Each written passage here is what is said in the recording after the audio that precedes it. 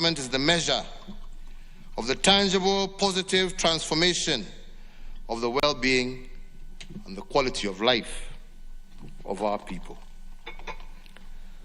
During this year's reporting, I will focus on 4 areas of primary thrust and situate the 4 areas within the broad framework of the Big Four. And I must mention at the onset that the Big Four is not a project, as many think of it. The Big Four is an economic development strategy or framework which I have used to organize government delivery and to answer the question why in terms of the selection of the priority areas that we are working on. The philosophy of the Big Four is anchored in 4 intentions which we have pursued relentlessly this year despite the problem of COVID-19. The first one is liberating our urban poor from the poverty of dignity caused by poor housing and inadequate services.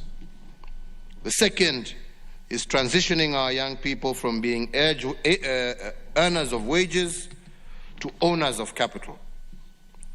And the third is building a holistic base of human capital that is food secure and health assured. And the fourth is jump-starting the shift from being a country of net consumption to one of production.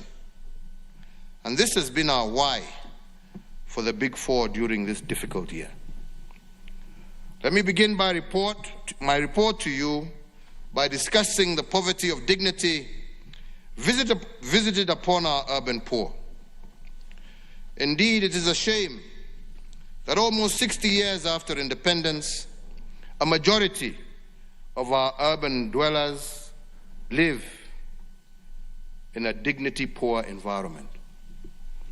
Their sanitary conditions are inhumane, their habitations are deplorable, and our intention is to reverse this.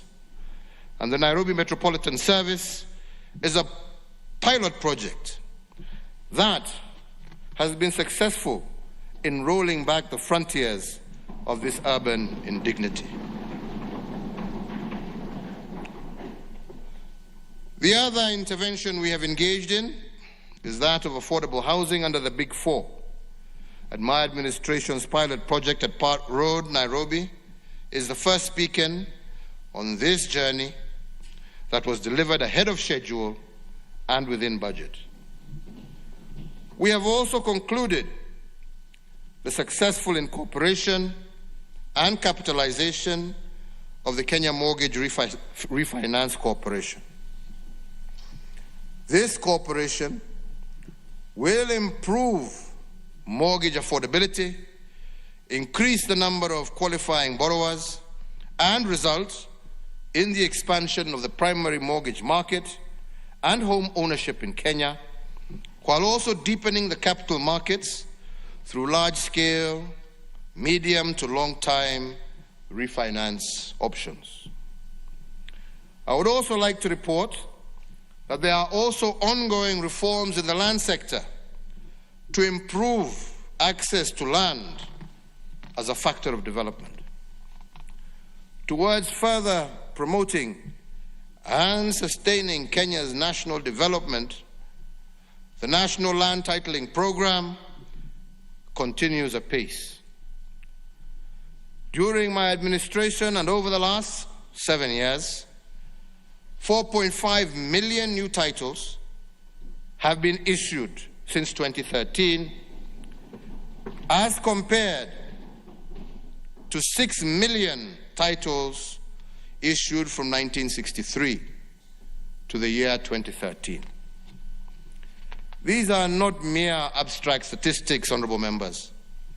They represent very real gains for mwananchi and the resolution also of long-standing historical land injustices. For example, just last week in Samburu County, only 2,000 group ranches were titled by the preceding administrations.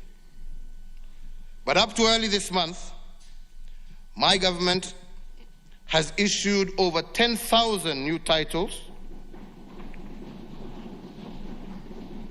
in Samburu County, and by January of next year, we are on course to have issued a further 15,000 title deeds. Honorable members, just over a month ago, I also issued a further 2,000 titles here in Embakasi Ranching in Nairobi, whose combined value to the owners is approximately 6 billion Kenya shillings in the hands of our people today. So, honorable members, to restore fully the sanctity of title, we are also digitizing all the land records across the Republic. This national endeavor is anchored under the National Land Information Management System, and the system is designed to enhance security of land records, improve accessibility, and also dramatically reduce the cost of land transactions. I call on all stakeholders, and in particular the Law Society of Kenya, to embrace and support this positive transformation that removes land information management in Kenya from its current 19th century system and standards to those that are more appropriate to the 21st century.